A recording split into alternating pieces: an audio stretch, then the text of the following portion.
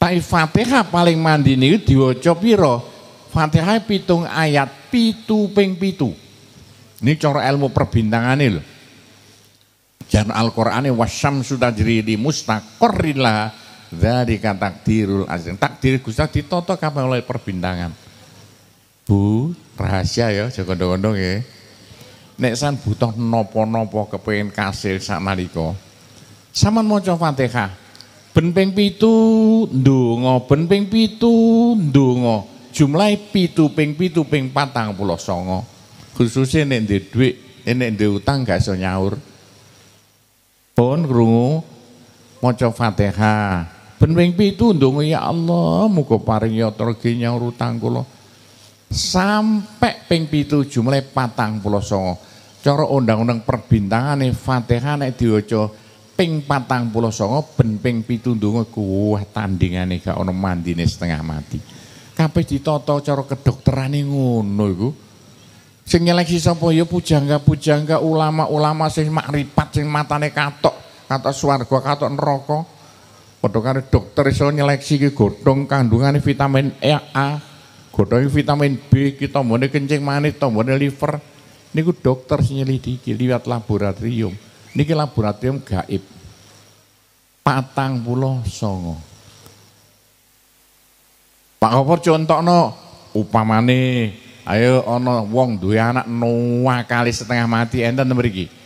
Wis boger mau gak kena dilesane main judi gak kena dikandani. Niku nek kepengin nambani Bu, gak usah didukukno, didukuni dhewe. Carane ngeten nggih. Nek anake nakal sampean colong pakaian sing nemplek nok kulite anak sampean sempake. Nek wedok kotangi. Ayo Pak, sempake anak sampean.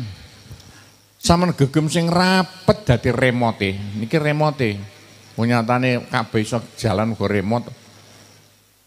Kaya-kaya gegem anake gak gegem sempake. Sampun maca Fatihah. Lho, kek napa? Nek iso ben waladolin sepuluh. Brus ndonga. Ya Allah muga paring waras nakale anak kula. Maca Fatihah maneh. Ben waladolin 10 nesempake. Brus.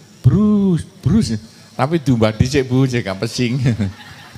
Bulan balene sampai ping 49 sampean cacak mangke.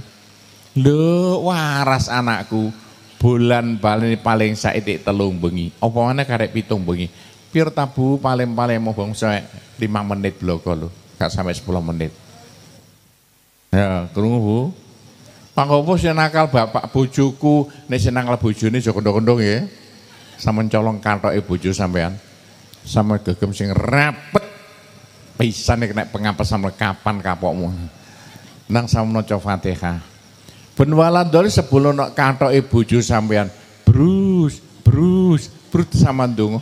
Ya Allah, muga-muga bojo kula pisah kali demenane nika aja kondong-kondong nggih. Bulan balane sing ping 49. Lho iya dadakan. Wis Bu gak usah lapor tanggoe nek bojone nakal. Gak usah lapor Pak polisi nek nakal, laporno Gusti Allah. Carane lapor ngoten iku wae. Ngeten iki Pak cara-cara ngeten iki nek mboten diceritani kadang sampeyan gak ngerti kula sebagai wong tua bagian bongkar ngeten iki. Ilmu gaib kabeh niki ilmu sunnatullah. Walan tajida li sunnatillahi tabdilan. Sampeyan teliti Gusti nggih apa-apa iku padha. Pun Pak gampang dadakan ngono.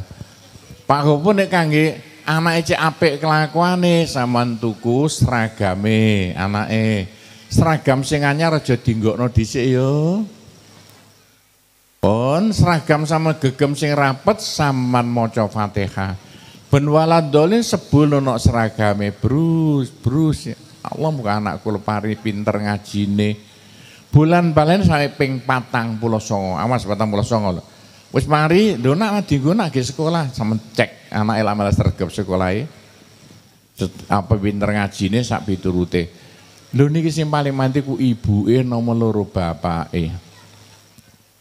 Niku Fatihah gunane kanggo kenek dikesugihna swarga, kenek kanggo njaluk dhuwit, kenek kanggo napane ndongane anak. Tapi nek kanggone penyakit carane ngeten ya. Sampe ndelok banyu ngeten iki. Banyu sampean macakno Fatihah, Bu. Pak, ben waladone sebulno. Brus. Sampai ping 49. Nek pun ping 49 ditutupi. Sampeyan sukakno ten anak sampeyan sing lara. Pun lha iki nak didongani ibu mau bengi kain ngombe kalih diusap-usapno. Diombe. Bismillahirrahmanirrahim diombe.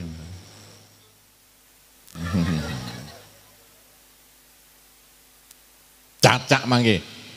Lho, iya dadakan. Lak penak ta? Ngono guys, banyu sak karepe. Banyune niku wau diwacakno Fatihah ping 49 ben walandane sebulno banyu. Iki perintah Kanjeng Nabi lho. Mosok aku nek gak percaya, kula selalu diundang reng Amerika lho, kanggo ngeten-ngeten iki. Ayo nek ana anake dintup kala jengking. Aduh bu, wis gak usah disuwukno. Carane ngeten ya, endi nak sing dintup nak iki Bu, tangane. Jempolan sampean sing tengen. Templekno bekase sing dintup wae, pelek. Sikil sampean kudu nemplek lemah. Iki undang-undang cak ilmu alam. Sikil kudu nemplek lemah gak le sandalan. Iki cara remote.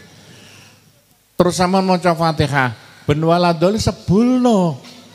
Brus wis waras nak tambah lara Bu. Bulan bar sampai waras gres. Bener kan waras karek gres. Nek gak percaya buktekno. Kula pun buktekno sak pirang-piruang banget. Nene. Contohnya Pak Koput, demi Allah. 15 tahun yang lalu kula dijak kali bendaharane Muhammadiyah Paciran ring rumah sakit Muhammadiyah. Mergo anake cilik iku lara, kula dijak. Sing ngejak kula bendahara Muhammadiyah. Bareng kula mlebu ring rumah sakit Muhammadiyah, dia ana jungkir walik gak ngerti yang sendang, dicokot orong-orong. Umure 3 wulan lemu sehat nonton jungkir walik. Mulai jam 3 sore. Bareng kula teko, Pak Gopur, tepaan Pak Gopur. Kula diseret ku jaring kamare. Wis ireng, pucet wis meh mati. Tangane sing dicokot orang-orang kula cekel plek. Kula gak orang-orang kaya napa rupane. Lho niku lho. Temen nek kula acakno Fatihah tok.